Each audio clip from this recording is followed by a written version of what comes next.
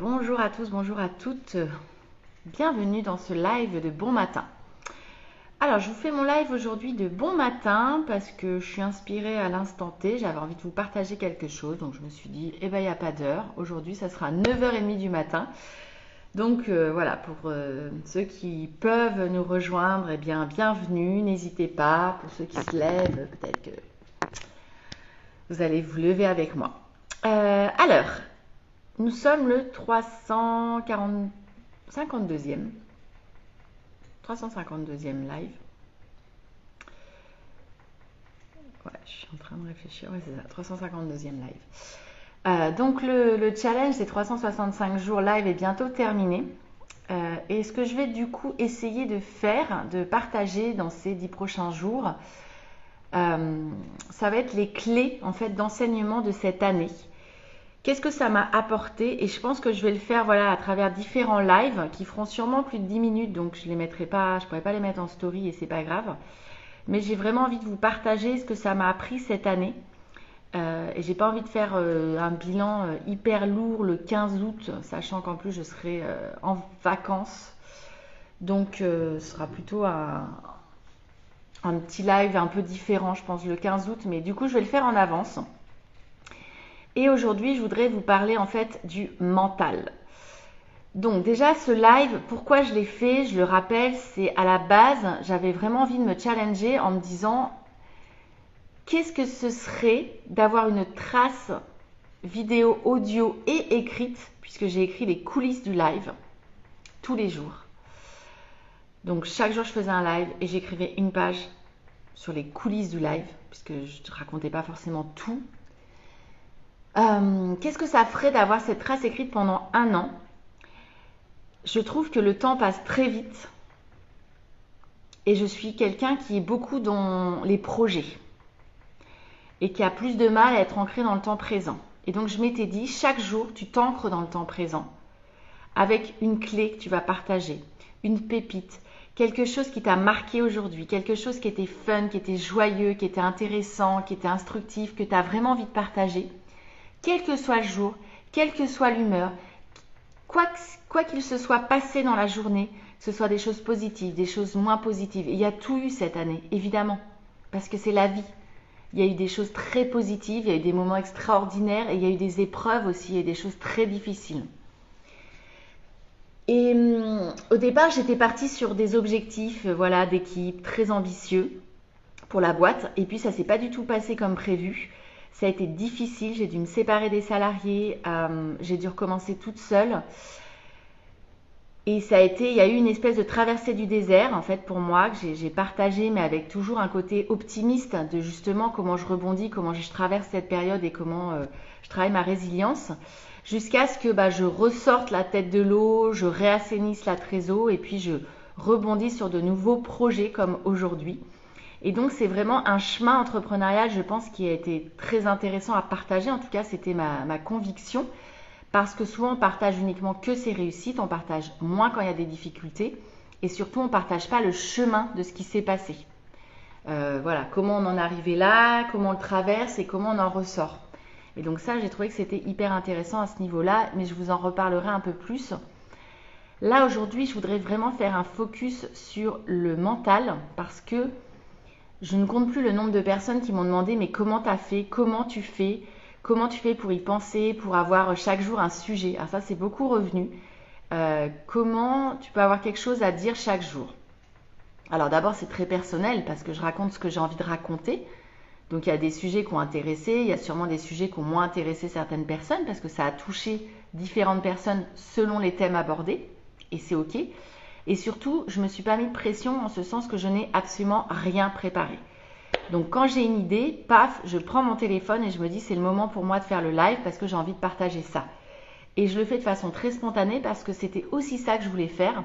À l'époque, je me souviens, j'avais jamais fait de live quand j'ai commencé mon défi.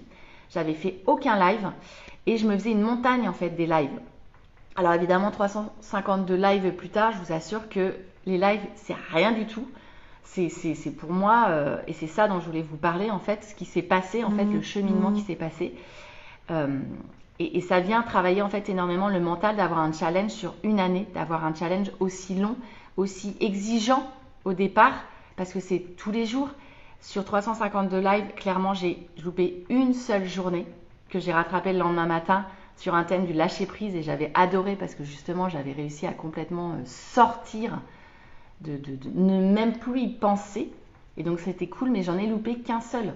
Et ça, c'est quand même assez... Ça reste assez incroyable. Mais qu'est-ce qui s'est passé? En fait, au départ, et c'est pour ça que ça vient énormément bosser le mental, ce genre de challenge, parce qu'au départ, clairement, c'est un effort. C'est un effort parce que il y a l'appréhension du live, il y a effectivement de se dire, il y a toute l'appréhension par rapport au regard, au jugement de l'autre. Est-ce que je vais avoir des critiques? Est-ce que je vais avoir des vues? Est-ce que il y aurait une communauté qui me suivra? En fait, tout plein de genres de questions que vous avez au départ et que vous lâchez, mais totalement au fur et à mesure. C'est plus un sujet en fait après. Vous en fichez parce que l'idée c'est pourquoi vous faites ce live. C'est pour ça que je viens de vous réexpliquer la raison initiale de pourquoi j'ai choisi de faire un défi 365 jours. Et c'est quelque chose de très personnel en fait, qui m'apporte d'abord à moi. Et ensuite, si je peux contribuer d'une façon ou d'une autre à pouvoir un peu inspirer, motiver, partager des clés aux autres, et ben ça a tellement plus de sens, évidemment. Mais à la base, je l'ai fait vraiment pour me prouver quelque chose. Donc au départ, c'est un effort, vous devez y penser, c'est surtout ça, c'est de se dire chaque jour, oups, il est 23h, mince, j'ai pas fait mon live. Et c'est quelque chose qui n'est pas inné puisque vous n'avez pas du tout l'habitude de le faire. Moi, je n'avais pas l'habitude de le faire, je ne l'avais jamais fait avant, j'avais jamais fait aucun live avant. Et donc, du coup, vous y pensez. Donc, c'est quelque chose aussi qui peut être contraignant le week-end. Notamment, le week-end, ça peut être un peu plus contraignant parce que vous êtes à droite, à gauche. Vous êtes complètement dans autre chose que votre business, logiquement. Et en fait, à un moment donné, c'est de se dire, tiens, moi, je partageais souvent des clés en lien avec le week-end, justement, du ressourcement, du lâcher-prise, juste du quotidien aussi, souvent. Ça, c'est venu au fur et à mesure. Mais vous vous dites, tiens, il faut que je revienne sur quelque chose. Et puis, vous vous mettez un peu la pression sur le contenu. Voilà, je voudrais que ça impacte, je voudrais que ça intéresse, je voudrais que ce soit pertinent.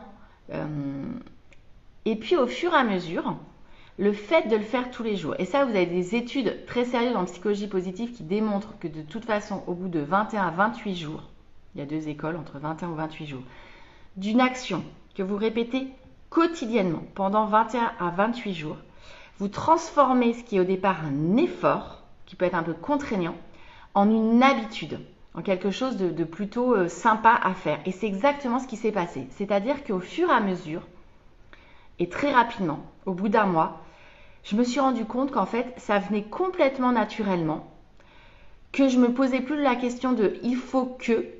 C'est arrivé quelques fois dans l'année, hein, évidemment, où des fois je suis humaine, j'avais pas envie. Voilà, j'avais pas envie de le faire et je l'ai fait parce que j'avais pris un engagement.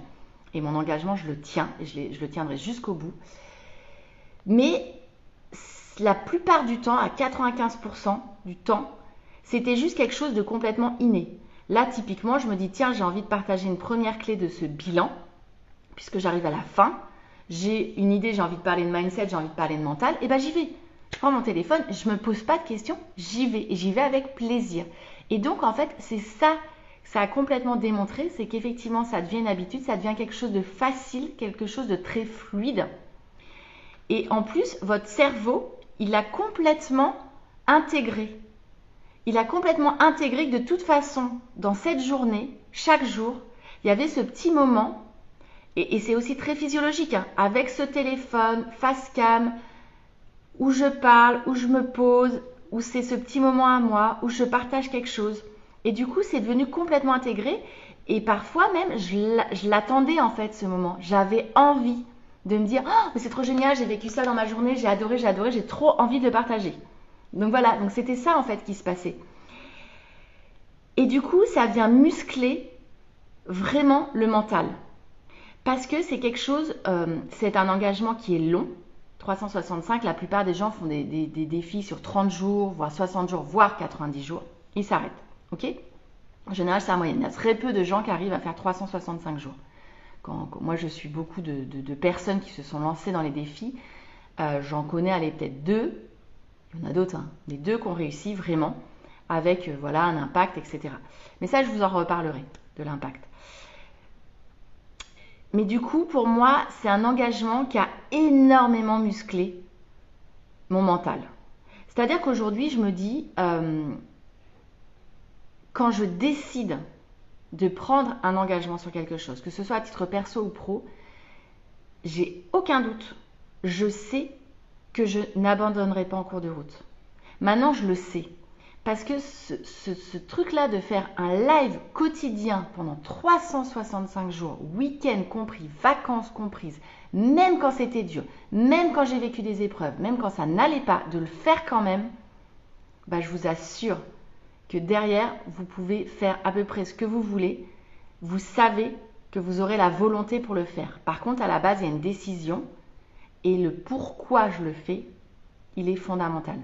En fait, quand vous prenez une décision, si vous ne savez pas pourquoi, et si ce pourquoi, j'ajouterai, n'est pas hyper stimulant, hyper motivant, il y a de grandes chances que vous n'alliez pas au bout du projet. Et c'est bien normal parce qu'on a besoin de quelque chose qui tous les jours, même quand vous n'avez pas envie de le faire, vous vous dites, ben si, je le fais pour ça. Et moi, c'était pour ancrer le moment présent d'une vie d'entrepreneur sur un an. Qu'est-ce qui se passe dans une vie d'entrepreneur? Parce qu'on parle tout le temps des cycles dans l'entrepreneuriat, d'accord, mais concrètement, de façon illustrée. En fait, c'est presque une expérience scientifique que j'ai faite. Et ça se voulait expérientiel. Si vous reprenez mes premiers lives, c'était ça. Qu'est-ce qui se passe dans ces cycles-là de façon très concrète, de façon illustrée, pour montrer que oui, il y a des très hauts, puis il y a des très bas, et puis comment on sort d'une crise, comment on rebondit, comment on travaille notre résilience, comment on le traverse, comment on a de nouveaux projets positifs, et comment on y arrive. Et c'était ça qui m'intéressait, de le démontrer et de l'illustrer. Je pense que j'ai réussi, parce que je pense qu'en plus cette année a été mon année la plus challengeante au niveau business. Ça fait 6 ans plus de 6 ans que j'ai créé Happy Fizz. Moi, j'ai eu 5 années de croissance exponentielle et une année beaucoup plus dure. Et c'est ça qui était hyper intéressant, c'était de se dire, ok, c'est dur, mais c'est pas grave.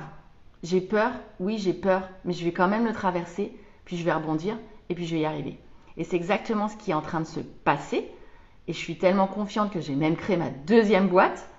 Multirécidiviste de la création d'entreprise, comme une copine m'a appelé, j'ai adoré, je trouvais ça très drôle. Et je ne sais pas où j'irai. Et c'est pas grave.